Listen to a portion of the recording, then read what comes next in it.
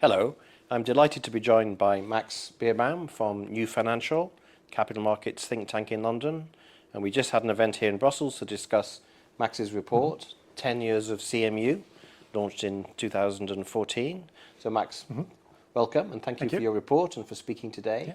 So looking back over the last 10 years of CMU, is it a glass half full or half empty? I would say it's a bit of both. We have a glass half full in some sectors of the capital markets and in some member states.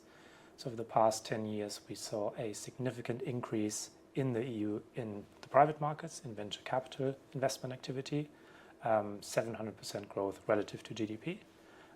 So a high growth startup in the EU is in a much better position today to raise capital than it was 10 years ago. But if you think about those other aspects of well-functioning, efficient capital markets, such as IPO, stock markets, corporate bond markets, that's where companies in the EU are running into trouble. So we have a stagnating stock market situation. We have a decrease in the value of IPOs in the EU relative to GDP and in corporate bond issuance as well. So we need to focus more on what companies do when they scale and try to access the more mature sectors of the capital markets. Now, people always say that in Europe we save a lot, but we save in the wrong things. We save in deposits rather than equity markets or bond markets. And the big comparator is usually the US, where they have a much bigger capital market. So where does the capital need to come from in Europe? Good question. We always say that one of the biggest problems with capital markets in Europe is the C, capital, because as you say, there's a lot of money that Europeans save, but they put it in a bank deposit where they don't have a great return on their money, and where companies that need that money, infrastructure projects, cannot access it. So we need to think about how we can shift that money that exists in Europe out of bank accounts and into the capital markets.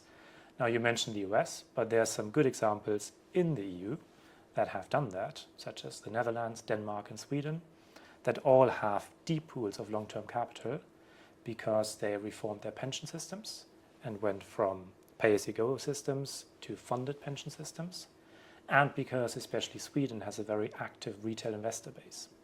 Now, the most impactful thing you could do would be structural pensions reforms to transition from those pay-as-you-go systems to funded models.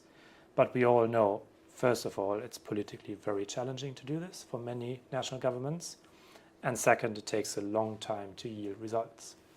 So what we think should happen is, with still focusing on what we can do in the pensions area, look at how we can incentivize people to invest more of their money through, for example, tax beneficial accounts like the ISK in Sweden, like in some other member states, to give people a reason to think about doing something different with their money and to unlock that capital to make it available for the European economy, but also to achieve higher returns for savers in Europe.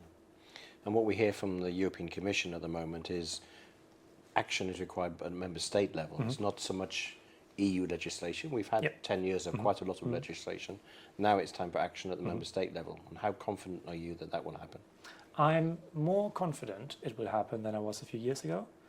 So yes, as you rightly say, when it comes to, for example, unlocking more long-term capital, most of the levers that you can pull are in the hands of member states, such as pensions reform, introduction of new accounts or tax benefits on investment savings accounts.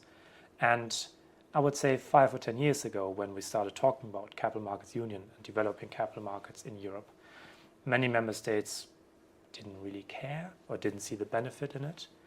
But I think now, where the world has changed a bit, where Europe is looking at, how can we increase the amount of investment in the EU, how can we better support innovation, how can we create jobs and deliver growth, I think attention turns to capital markets in many member states. We're hearing lots of political commitment to developing capital markets, which makes me more optimistic. And it's now it's now really about translating that commitment into action and also walking the walk, not just talking the talk. Okay, good to hear that note of optimism. Max, thank you very much. Thank you. Thank you.